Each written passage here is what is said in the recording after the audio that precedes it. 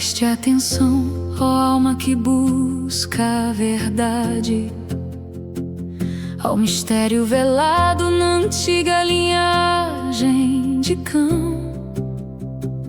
A sentença ancestral não sela o destino final, pois Eliezer serviu com retidão ao seu mestre. A bênção de Hashem reescreve a trajetória, transformando a sombra em morada de claridade. Compreendo o segredo das vidas que retornam, o ciclo que devolve a faísca ao seu justo lugar.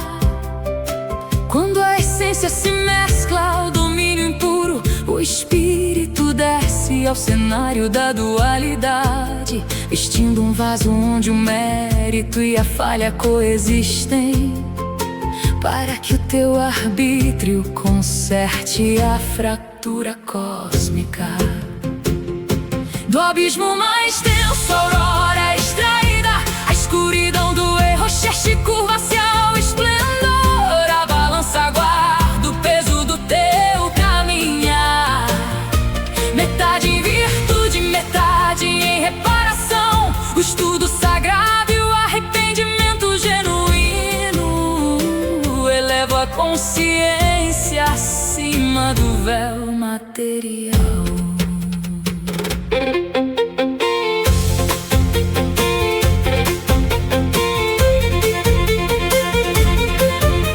Observa a estrutura da nossa própria formação.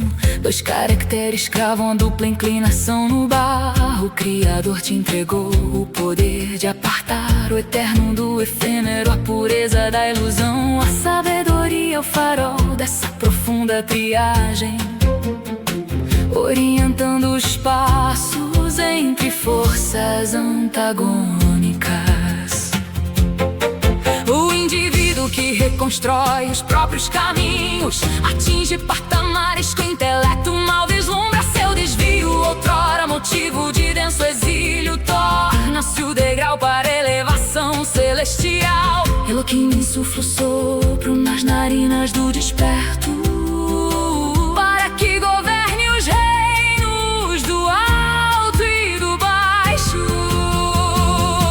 Do abismo mais denso, a aurora é extraída, a escuridão do erro curva-se ao esplendor. Na balança guarda o peso do teu caminhar, metade em virtude, metade em reparação, o estudo sagrado e o arrependimento genuíno. Elevam a consciência acima do véu material. Nenhum fragmento luminoso será esquecido. O resgate recolhe cada centelha aprisionada.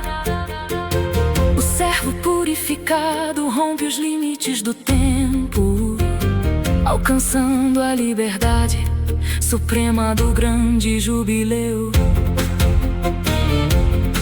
Guarda este entendimento no silêncio do intelecto. A luz que brota da treva é a vitória final. O fôlego sereno repousa sobre a balança exata.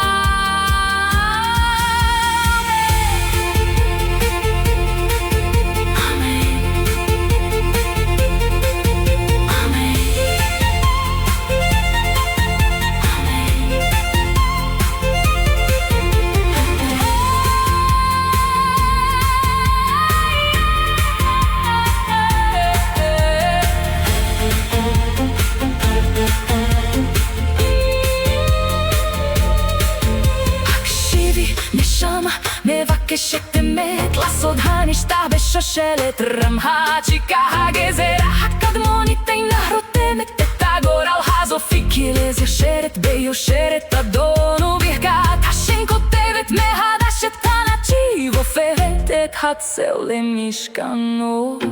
הניצות הרעים הרוזרים המעגל המשיב את הניצוצים כמו הראוי, כאשר המהות מתערבת בתרום הטמא, הרוח יורדת לזירת הכפילות, לובשת כלי בו זהות ופגם דרים ירד למען בהירת רד, תתקן את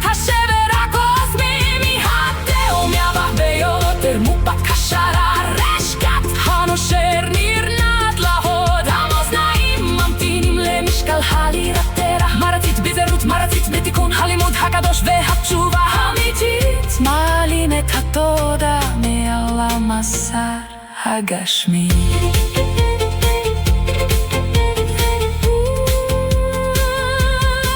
הבט בנבנה יצירתנו אנו, שתי אותיות רורותות את היצר הכפול ברומר. הבורים מסר את הקור להבדיל את הנטרי מן הרולף, את הטוהר מן השליה. הרור מהי המגדל אור של ברור עמוק זה, המרבנת את הצדים בין קורות מנוגדים. האדם הבונן מרדש את ברריו, מגיע לנדרגות שהסרל בקושי מסיר. שתייתו שהייתת בעבר אילה לגלות טבע, הופעת למדרגה להתעלות מעל. אלוקים מפיח את הנשמה ביפיו של הנאור, למענים של בממלרות של מעלה ומטה. מן התהום יבח ביותר מופק השרה רשקת הראשר נרנעת להוד. המאזניים ממתינים למשקל הלירתר, מרצית בזהירות, מרצית בתיקון. הלימוד הקדוש והתשובה האמיתית מעלים את התודה מעל המסר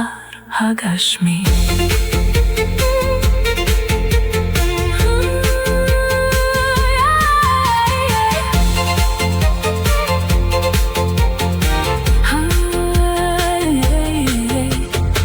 הבט במבנה יצירתנו אנו, שתי אותיות רורותות את היצר הכפול ברומר. הבורא מסר את הכבר להבדיל את הנטרי מן הרולף, את הטוהר מן השליה.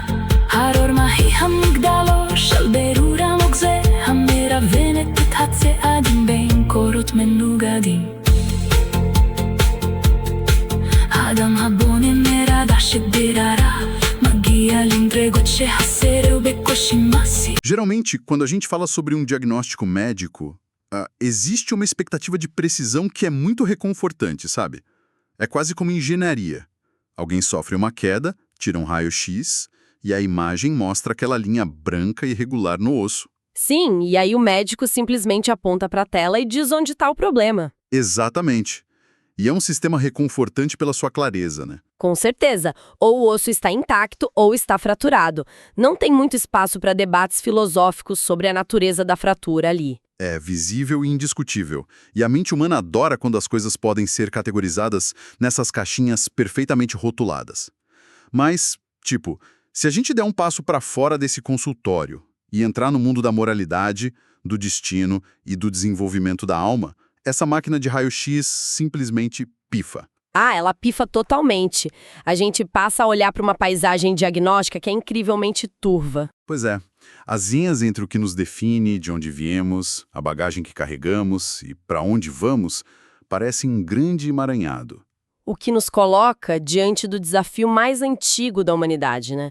É exatamente nesse território complexo, dessas águas turvas e diagnósticos difíceis, que as antigas tradições de sabedoria operam. Elas tentam fornecer esse raio-x para aquilo que não tem forma física. E essa é a premissa perfeita para a nossa investigação de hoje. Para quem acompanha o nosso material e adora desvendar os grandes mistérios da existência sem se sentir perdido naqueles jargões acadêmicos, a análise de hoje é um verdadeiro tesouro. Nossa, sem dúvida. O material base de hoje é fascinante. Sim, a gente vai usar como base uma aula muito profunda da escola Kibel Torah Sinai, que foi conduzida pelo Mori André Klemm Rosa. E o foco são os textos sagrados do Zohar, que é a obra fundamental da Cabala. Texto. A nossa missão hoje é responder a uma pergunta central que intriga a humanidade há milênios. É possível reescrever o nosso DNA espiritual? A gente vai decodificar conceitos cabalísticos que à primeira vista parecem bem distantes. Mas que, na verdade, desenham a própria arquitetura do nosso livre-arbítrio, né? A grande beleza desse material é que ele não oferece um simples manual de regras de conduta. O Zohar propõe algo muito mais parecido com uma física quântica da alma. Uma física quântica da alma. Gostei disso. É bem por aí mesmo. O texto detalha as engrenagens de como o passado molda o presente, mas também entrega a chave que prova que o ser humano não é um mero refém da própria história. Ok, vamos desvendar isso começando com o enigma que o texto levanta logo de cara para provar esse ponto, que é o caso de Eliezer. A história de Eliezer é o exemplo perfeito para isso. Sim. A aula apresenta um pano de fundo bem complexo sobre a linhagem de um personagem bíblico chamado Cã. Só para dar um contexto rápido a quem não tem essa história fresca na memória. Cã foi aquele que descobriu a nudez do pai dele e, como consequência, recebeu uma sentença pesadíssima. Uma maldição que afetava toda a descendência, certo? Exato. A linhagem dele estava destinada a ser servo dos servos. E o Zohar traz um detalhe técnico fascinante aqui. A regra geral de libertação na antiguidade dizia que um servo ganharia liberdade no ano do jubileu. Mas a linhagem de Cã foi taxada de servidão para sempre. Isso, para sempre. E o texto conecta esse para sempre a um conceito chamado Sefirá de Biná. E eu queria que você explicasse um pouco sobre isso. Claro, vale a pena a gente fazer uma pausa para explicar esse vocabulário. Quando a Cabala fala de Sefirot, que é o plural de Sefirá, ela está se referindo a canais ou emanações de energia. Tipo, os canais através dos quais o divino interage com o universo. Exatamente. Pense nisso como um prisma que divide a luz pura em cores diferentes. A Sefirá de Biná representa o entendimento e, em um nível cósmico, a libertação absoluta. Então o Zohar está dizendo que a sentença de Cã era tão profunda, tão enraizada que nem mesmo a energia libertadora suprema de Binar poderia quebrar esse ciclo? O grande reset cósmico do jubileu não funcionava para ele. Era um determinismo espiritual blindado, digamos assim. Um beco sem saída absoluto. Mas aí, no meio dessa escuridão, entra Eliezer na história. Eliezer era servo de Abraão e um descendente direto dessa mesma linhagem amaldiçoada de Cã. E, pela lógica fria, matemática e determinista que o texto acabou de estabelecer, ele deveria ser a personificação dessa escuridão ancestral. Deveria, né? No entanto, o Zohar o classifica categoricamente como um homem justo. Ele não apenas sobreviveu ao próprio destino, mas ele subverteu a coisa toda. O que nos obriga a perguntar qual foi o mecanismo dessa quebra de padrão. Como ele fez isso? Boa pergunta. O texto explica que isso aconteceu porque Deus aprovou a bênção que um outro personagem, Labão, deu a Eliezer. A frase registrada foi Bendito de Hashem. E ao ser registrada na Torá, essa declaração deixa de ser um mero elogio humano e ganha um selo de autenticidade divina. O próprio Deus atesta que o amaldiçoado se tornou bendito. Sabe, pensando sobre essa transição, me vem à mente uma analogia muito moderna. É muito comum a gente debater hoje em dia o peso do trauma geracional, né? Sim, ou até mesmo uma predisposição genética para certos comportamentos destrutivos. Exatamente. E Eliezer tinha a pior genética espiritual possível. O código-fonte dele dizia, falha garantida. Então eu pergunto para você, essa bênção que ele recebeu funcionou como um passe de mágica? Como um atalho divino que simplesmente apagou o passado dele? Isso. Ou foi o resultado do ambiente em que ele se colocou? Especificamente o ato de servir a Abraão. Porque a aula associa Abraão a uma outra Sefirá, a Sefirá de Hesed. Olha, essa distinção é o coração do argumento cabalista. A tradição não opera de jeito nenhum com a ideia de atalhos vazios. Até porque se o universo fosse governado por passes de mágica, o livre-arbítrio não passaria de uma ilusão, né? Com certeza. O ponto central é que Eliezer transformou a própria natureza fundamental dele através do serviço. E não era um serviço qualquer. Como você mencionou, Abraão personifica Hesed. Que é a energia da bondade, certo? Isso. É a bondade expansiva, do amor sem fronteiras, da pura doação. Nossa, uma energia completamente oposta à raiz da maldição da linhagem dele. Perfeito. Ao dedicar a própria vida a canalizar essa força de bondade, alinhando as ações dele ao ecossistema de reze que Abraão construiu, Eliezer começou a reescrever o seu DNA espiritual linha por linha. Então a bênção de Labão e a aprovação divina não criaram a justiça de Eliezer do nada. Não. Elas apenas reconheceram, validaram e estabilizaram cosmicamente um trabalho interno árduo que ele já vinha fazendo. A maldição foi neutralizada pelo mérito do esforço contínuo. Cara, é como se o trabalho duro diário dele tivesse construído um castelo inteiro e a bênção divina fosse apenas a entrega da escritura. Uma uma ótima analogia. Oficializando que aquela propriedade agora pertencia à luz e não aos fantasmas dos ancestrais. Isso prova que o determinismo pode ser quebrado. Mas assim, se Eliezer é a prova viva de que podemos limpar nosso código-fonte, a próxima pergunta lógica para mim é a seguinte. Como esse código ficou tão bagunçado em primeiro lugar, né? Exato. Como a gente chegou num ponto onde as almas carregam fardos tão pesados? O que nos introduz a um dos mistérios mais profundos dessa aula, a mecânica do Gilgul, que é a palavra hebraica que designa o ciclo de reencarnações. E qual é o alicerce desse conceito de Gilgul? O alicerce é uma frase muito poderosa, Yetzron Nahor Minahoshek, que significa a luz que sai das trevas. A luz que sai das trevas. Profundo. Sim. O Zohar descreve que a alma se encontra nesse ciclo de reencarnações devido a um desequilíbrio primordial.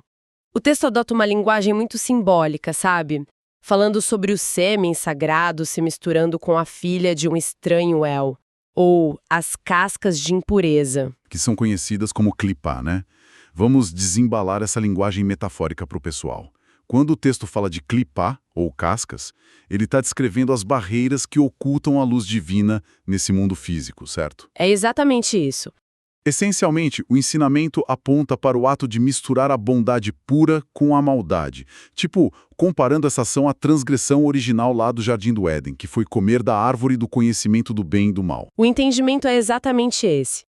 No estado ideal, o bem e o mal, a luz e a escuridão estão separados. Mas ao longo do tempo e das ações humanas, essas essências se fundiram. Então pedaços de luz sagrada ficaram presos dentro dessas clipá. Prisionados sob camadas de impureza, sim. E a solução cósmica para desfazer essa fusão e resgatar essas faíscas perdidas é justamente o Gilgul, o retorno da alma. E aqui surge um ponto que sempre me causa um certo choque quando eu leio textos místicos. A explicação diz que, para corrigir essa mistura, a alma é enviada de volta e inserida em um corpo físico que possui uma dualidade super estrita. Um corpo que já vem configurado tanto com o bem quanto com o mal. Isso. E a missão daquela vida passa a ser separar dessas forças de novo. Mas olha só, analisando friamente, se a alma já cometeu um erro no passado por ter misturado as coisas, e a tal da correção oferecida é ser colocada em um recipiente físico que, por definição, é ainda mais misturado e cheio de impulsos contraditórios... Parece contraintuitível, né? Muito. Isso não soa como uma armadilha projetada para falhar. Como alguém pode consertar uma mistura sendo jogado num balde ainda mais confuso? Olha, é uma objeção muito compreensível. O que é fascinante aqui é que, pela ótica humana tradicional, colocar alguém vulnerável a erros no ambiente propício a eles parece de fato uma crueldade, ou até uma falha de design. Sim, soa como um plano muito ruim. Mas a genialidade da Cabala é mudar a lente através da qual a gente vê o corpo físico. Ele não é uma cela de prisão punitiva ou um erro de projeto. Ele é um laboratório de destilação milimetricamente planejado. Um laboratório? Como assim? Pense na natureza de qualquer processo de extração ou purificação. Para destilar água e remover as impurezas, é necessário aplicar calor intenso. É preciso causar ebulição. É preciso criar atrito. Ah, entendi para onde você está indo. Uma alma puramente espiritual, flutuando em dimensões etéreas de paz absoluta, jamais teria a densidade necessária para descer aos níveis mais baixos e resgatar a luz que caiu. A alma precisa descer até a lama se quiser encontrar o ouro que está escondido nela. Caramba! Então, o atrito das tentações humanas não é um obstáculo para a missão? De jeito nenhum. Ele é a própria ferramenta de trabalho. Então essa contradição interna que a gente sente o tempo todo, essa confusão mental, não é um sinal de que estamos quebrados. É só o motor do laboratório funcionando. Perfeitamente. A aula até cita exemplos históricos dessas surpresas genéticas e espirituais para ilustrar isso. Mostra como Abraão, que era um gigante de luz, emergiu de Terá, que era um idólatra totalmente imerso na escuridão. A luz precisava desse contexto denso para se revelar. Exato.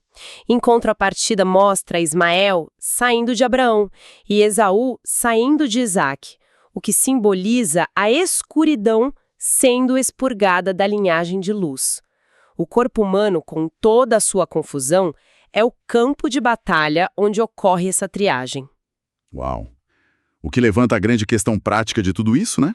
Como esse laboratório biológico e espiritual funciona no nosso dia a dia. O texto oferece uma pista gramatical fascinante que explica essa dualidade anatômica. Aquela passagem de Gênesis? Isso. Gênesis capítulo 2, versículo 7. Lá lemos sobre a formação do homem. A palavra hebraica para "e formou" é vaitzer. E o detalhe curioso é que, no texto original, essa palavra é escrita com 2 letras iudes seguidas. O que não é comum. Nada comum. E o Zohar, que não deixa escapar nenhuma anomalia gramatical, interpreta isso como a prova de que o ser humano foi criado 2 vezes. Ou melhor, com 2 inclinações fundamentais. O Yetzer Hatov, que é o instinto para o bem, e o Yetzer Ha, o instinto para o mal. Exatamente. Essa repetição da letra Yud é praticamente a assinatura do arquiteto no projeto. Confirma que o instinto para o mal, o Yetzer Ha, não foi um vírus que invadiu o sistema acidentalmente. Ele foi colocado lá de propósito. Sim, ele foi intencionalmente formado. Ele foi inserido para garantir que o laboratório gerasse o calor e a pressão necessários para a destilação. Sem ele não haveria desafio e, consequentemente, não haveria mérito. Faz todo sentido agora. E o grande trunfo da sabedoria judaica é ensinar a tecnologia exata para lidar com esses 2 impulsos. O texto apresenta 2 ferramentas principais para operar essa tecnologia. Que são o estudo profundo da Torá e a prática da Teshuvá, que é o processo de retorno, de arrependimento. E a aula enfatiza muito o ato de estudar as leis, do que é permitido e o que é proibido, o que é puro e o que é profano. E é aqui, gente, é que a coisa fica realmente interessante. Lendo sobre a mecânica desse estudo, me veio uma imagem visual muito forte. Qual imagem? Conta pra gente. Vamos pensar nesse esforço intelectual, não como uma simples leitura de regras. Sabe aquelas centrífugas de laboratório? Aquelas máquinas usadas para separar os componentes do sangue? Ah, sim. Aquelas que giram em altíssima velocidade para separar os elementos mais densos dos mais leves. Exatamente isso. A alma encarnada, através do julgo, chega a este mundo como uma amostra recém-colhida. Os instintos de bem e de mal estão completamente embolados. Uma mistura total. Daí, quando há dedicação ao estudo detalhado, tipo entendendo os limites milimétricos entre o sagrado e o mundano, essa centrífuga espiritual é ativada. Nossa, que analogia incrível. Né? O esforço mental e moral contínuo de analisar essas fronteiras faz a consciência girar em altíssima rotação. E o resultado físico disso é que a força centrífuga empurra as impurezas densas, as clipots, lá para o fundo, e a luz, sendo leve e pura, se cristaliza no topo. A separação acontece.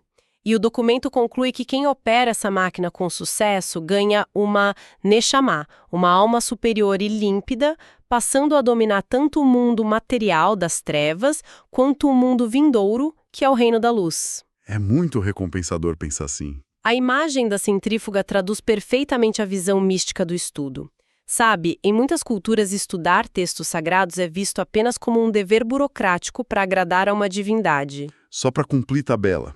Mas a Cabala ensina que o estudo é um exercício de força aplicada sobre a própria psique. Separar o puro do impuro exige refinar o pensamento. Exige observar uma situação complexa e ter a clareza de dizer: isto pertence à luz, aquilo pertence às cascas. É a organização do caos interno. E se existe uma centrífuga trabalhando, o texto também nos revela que existe um tribunal de auditoria implacável, né? Medindo se essa separação está sendo bem sucedida ou não. O que nos leva ao palco do julgamento humano e à matemática do universo. O Zohar não deixa a avaliação solta. Ele divide a humanidade em 3 categorias muito precisas com base em suas ações. O justo absoluto é aquele que tem todos os seus méritos acumulados e poucas transgressões. E o ímpio é o oposto, com a balança pesando lá para as transgressões. Mas o estado que mais chama atenção nessa aula é o da pessoa que o texto chama de mediana. A pessoa mediana. Essa categoria descreve alguém com um equilíbrio matemático impressionante. tipo exatos 50% de méritos e 50% de transgressões. E o surpreendente é que a aula conecta essa condição ao livro bíblico de Esther, capítulo 5, versículo 6, onde diz a frase: até metade do reino será realizado. Fazer essa conexão da metade do reino de um antigo rei persa com a condição interna do ser humano é uma sacada brilhante do autor da aula. O reino em questão é a nossa própria alma. E a grande maioria da humanidade não pertence nem ao grupo dos justos imaculados, nem ao dos ímpios absolutos. Quase todos caminham sobre essa corda bamba do meio termo. Onde o placar espiritual está num eterno empate, né? Mas olha, eu posso confessar uma dúvida sobre isso? Claro, manda. Pensar em um empate exato de 50-50 parece quase impossível do ponto de vista estatístico. Por que o texto fixaria a média da humanidade num limite tão sensível? Porque não se trata de uma matemática estática, sabe, como uma contabilidade de banco, mas de uma matemática de tensão dinâmica. Tensão dinâmica. O 50-50 representa o momento presente. Significa que a cada instante, o ser humano tem diante de si o potencial igualitário de elevar o mundo ou de derrubá-lo. E é precisamente dentro desse cenário de equilíbrio super precário que o material traz uma regra bem severa sobre como o arrependimento, a techuvá, deve ser realizado caso haja uma queda. E qual é essa regra? Essa regra me deixou muito intrigado. O Zohar diz que, se um pecado é cometido em público, à vista de todos, a penitência obrigatoriamente também deve ser pública. Ah, sim. Se a pessoa cumpre isso, ela restaura a luz dela e senta-se com os justos no mundo espiritual. Mas e aí que tá? Se o erro foi público e o arrependimento for feito em total segredo, o julgamento é muito duro. O erro não é anulado e a pessoa será colocada no além junto com os ímpios, que inclusive vão sentir inveja desse arrependimento incompleto dela. Uma consequência bem pesada. Muito pesada. E eu preciso desafiar a justiça dessa sentença, porque a cultura de hoje valoriza imensamente a jornada interna, né? Com certeza, o foco está muito no eu. Exato. Então, se alguém erra em público, mas depois, no silêncio do seu íntimo, sente um remorso avassalador, chora, muda de atitude, mas, sei lá, sente uma vergonha paralisante de expor essa fragilidade para a sociedade de novo? Entendo o seu ponto. Porque essa transformação de coração tão sincera seria descartada. Uma punição dessas, só por falta de um show público, num som um pouco cruel, o peso interno não deveria importar mais. Olha, isso levanta uma questão importantíssima. É um questionamento profundamente moderno, muito focado no indivíduo mesmo. Sim, totalmente. Mas o modelo de justiça proposto por essas tradições não olha apenas para o umbigo da alma. Ele tem uma visão sistêmica e ecológica da moralidade. Como assim ecológica? Pensa comigo. Uma transgressão feita em praça pública não cria apenas uma mancha no coração de quem a cometeu. Ela rasga o tecido social. Ela espalha as energias de clipar, as cascas escuras, no ambiente compartilhado, normalizando o erro e enfraquecendo a barreira moral de quem assistiu. Nossa. Como se houvesse um vazamento de poluição espiritual que afetasse os vizinhos. Exatamente. Se alguém vai até o rio que abastece toda uma cidade e despeja galões de óleo tóxico nele, o dano é coletivo, certo? Certo, afeta todo mundo. Se no dia seguinte essa pessoa acorda, percebe o absurdo que fez, tranca-se no próprio quarto e se arrepende sinceramente, decidindo nunca mais poluir nada, o coração dela pode até estar curado. O remorso é real e válido. Mas o rio lá fora continua sujo. Perfeito. O rio, de onde as crianças bebem, continua contaminado. A fauna continua sofrendo. A techuvá secreta resolveu o conflito interno, mas negligenciou a responsabilidade externa. Faz sentido. É por isso que ela é classificada entre os ímpios. A externalidade do erro dela ainda reverbera no mundo. A luz precisa brilhar no exato endereço onde a escuridão foi instalada. Uau, isso altera completamente o foco da questão. Não tem nada a ver com uma divindade sádica querendo humilhação pública. Tem a ver com responsabilidade civil dentro do ecossistema cósmico. Sim, se quebramos a janela da comunidade, temos que ir lá na frente de todo mundo e trocar o vidro. O conserto precisa ser do tamanho do estrago. E assumir a responsabilidade brutal é o que consolida o domínio da pessoa sobre as duas inclinações. O Yetzer Hara a empurrou para o erro e a vergonha tenta mantê-la escondida. Enfrentar o público é a vitória definitiva do Yetzer Hatov. Caramba, toda essa investigação que a gente conduziu através da aula do Mori André se conecta de forma fascinante, né? De forma magistral. Começamos lá com Eliezer, provando que um código genético de fracasso espiritual pode ser pulverizado pelo serviço genuíno à bondade e validado por forças superiores. E aí, entendemos que fomos inseridos nesse corpo dualista, no Gilgul, não como uma punição sem sentido, mas porque precisamos do atrito com as trevas para destilar a verdadeira luz. Sim, e vimos que as nossas duas inclinações conflitantes servem como motor para aquela centrífuga que falamos, ativada pelo estudo incessante da sabedoria. E, finalmente, percebemos que a balança de justiça não exige apenas sentimentos puros, mas uma responsabilidade radical para limpar os rios que nós mesmos poluímos. Tudo isso deságua numa compreensão grandiosa do livre-arbítrio e do poder transformador do arrependimento. Mas a gente está chegando ao fim. Tem algo que você gostaria de deixar para quem está nos ouvindo refletir? Ah, sim. Já que falamos tanto da mecânica da justiça e das medições do universo, há um pensamento final que merece ser destacado a partir do conceito da pessoa mediana. Aquela com 50% para cada lado? Isso. Mencionamos que a esmagadora maioria da humanidade vive com a balança estabilizada em 50% de luz e 50% de sombra, a metade do reino. Se imaginarmos que neste exato momento o universo interno de cada ser humano está perfeitamente empatado no fio de uma navalha... Uma situação de bastante tensão. Exatamente. E isso carrega uma consequência monumental. Significa que a próxima pequena ação que for tomada, seja um pensamento gentil, uma recusa em ceder à raiva, um minuto dedicado ao estudo, não é apenas um detalhe irrelevante. Quando a balança está equilibrada de forma tão precária, uma pena tem o peso de uma bigorna. Um único miligrama de bondade passa a ter força gravitacional suficiente para decidir o destino não apenas de um indivíduo, mas de todo o cosmos interno dele. Nossa, isso transforma o peso do nosso dia a dia de forma extraordinária. De repente, uma simples escolha em uma tarde de terça-feira deixa de ser trivial e se torna o momento mais importante da existência. O diagnóstico de quem nós somos e para onde vamos pode até ser uma imagem complexa e turva no início. Mas o que esse ensinamento nos prova é que nós seguramos a caneta que desenha as linhas do nosso próprio raio-x. Com certeza, o destino está literalmente nas nossas mãos. É isso.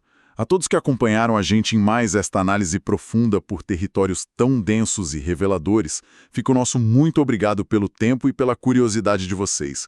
Que possamos continuar girando nossas centrífugas internas e prestando atenção em onde estamos colocando nossos pesos na balança. O nosso mergulho de hoje fica por aqui. Nos encontramos no próximo. Até lá!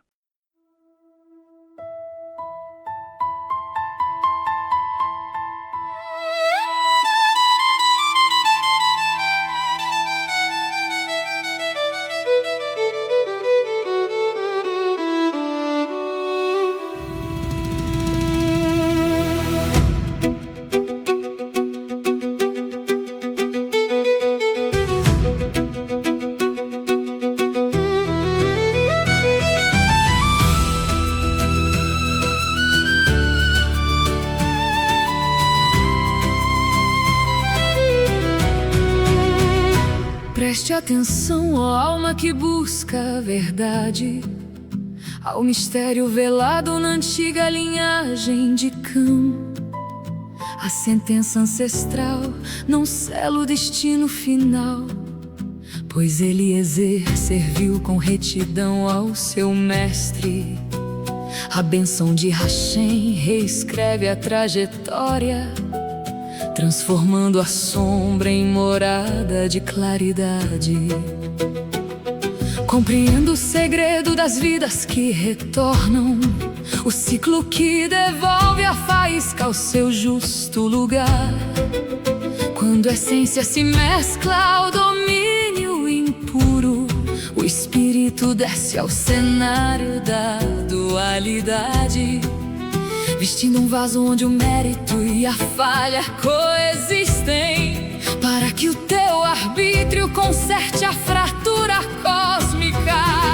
Do abismo mais denso, a aurora é extraída, a escuridão do R. Rochette curva-se ao esplendor.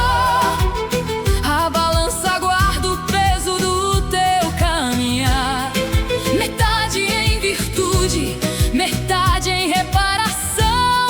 O estudo sagrado e o arrependimento genuíno elevam a consciência acima do véu material.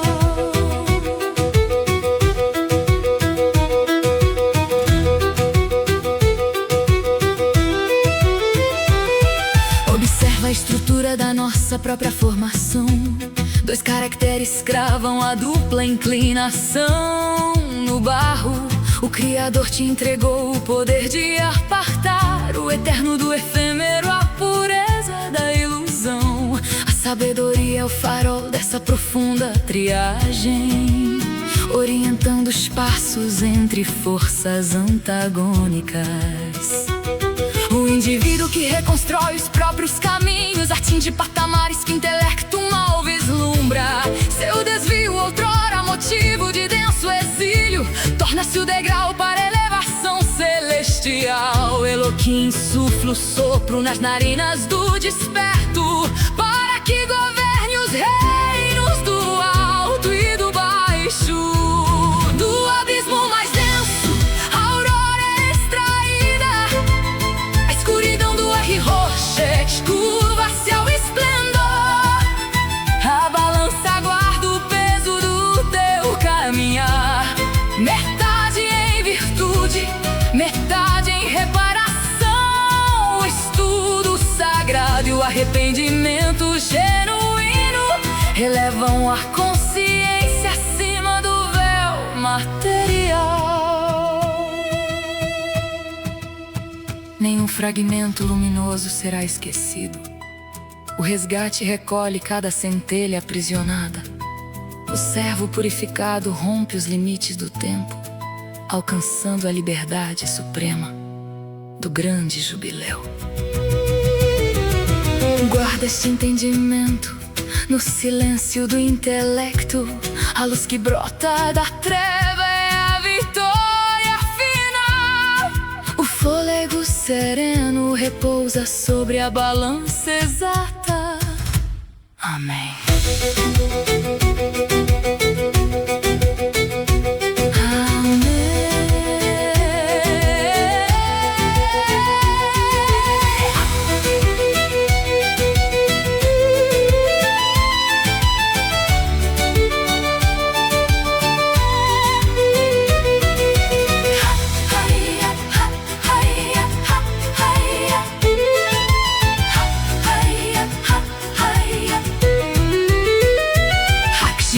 נשמה מבקשת אמת, לסוד הנסתר בשושלת רם העתיקה. הגזרה הקדמונית אינה רותמת את הגורל הסופי, כי אליעזר שרת ביושרת אדון, וברכת השם כותבת מרדש את הנתיב, הופרת את הצל למשכנו.